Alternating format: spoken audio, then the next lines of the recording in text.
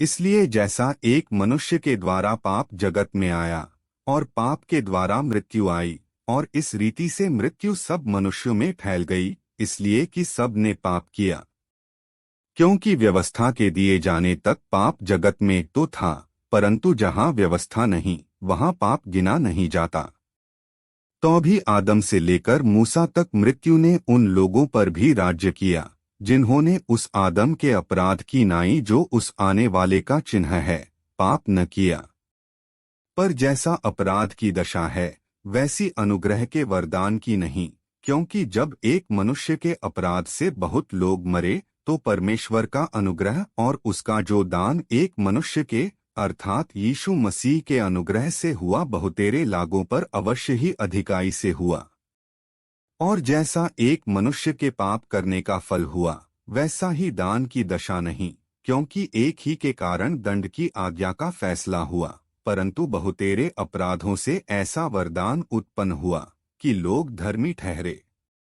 क्योंकि जब एक मनुष्य के अपराध के कारण मृत्यु ने उस एक ही के द्वारा राज्य किया, तो जो लोग अनुग्रह और धर्म रूपी वरदान बहुतायत से पाते हैं वे एक मनुष्य के अर्थात यीशु मसीह के द्वारा अवश्य ही अनंत जीवन में राज्य करेंगे। इसलिए जैसा एक अपराध सब मनुष्यों के लिए दंड की आज्ञा का कारण हुआ, वैसा ही एक धर्म का काम भी सब मनुष्यों के लिए जीवन के निमित्त धर्मी ठहराए जाने का कारण हुआ। क्योंकि जैसा एक मनुष्य के आज्ञा न मानने से बहुत लोग पापी ठहरे, वैसे ही एक मनुष्य के आज्ञा मानने से बहुत लोग धर्मी ठहरेंगे।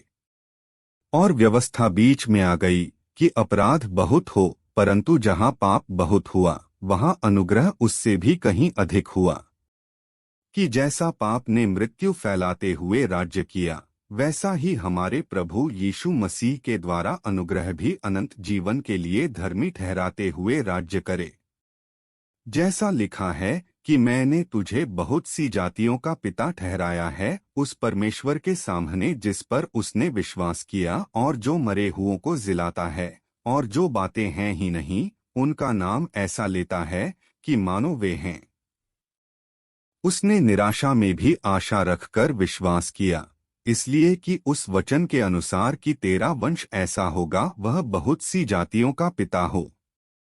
और वह जो 100 वर्ष का था अपने मरे हुए से शरीर और सारा के गर्भ की मरी हुई की सी दशा जानकर भी विश्वास में निर्बल न हुआ और न अविश्वासी होकर परमेश्वर की प्रतिज्ञा पर संदेह किया, पर विश्वास में दृढ़ होकर परमेश्वर की महिमा की और निश्चय जाना कि जिस बात की उसने प्रतिज्ञा की है वह उसे पूरी करने को भी सामर्थी है।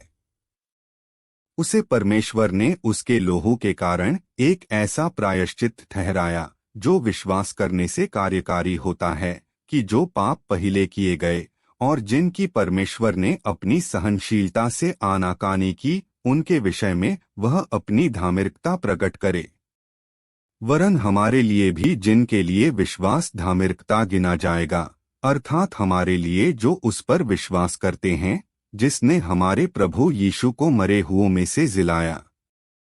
वह हमारे अपराधों के लिए पकड़वाया गया और हमारे धर्मी ठहरने के लिए जिलाया भी गया।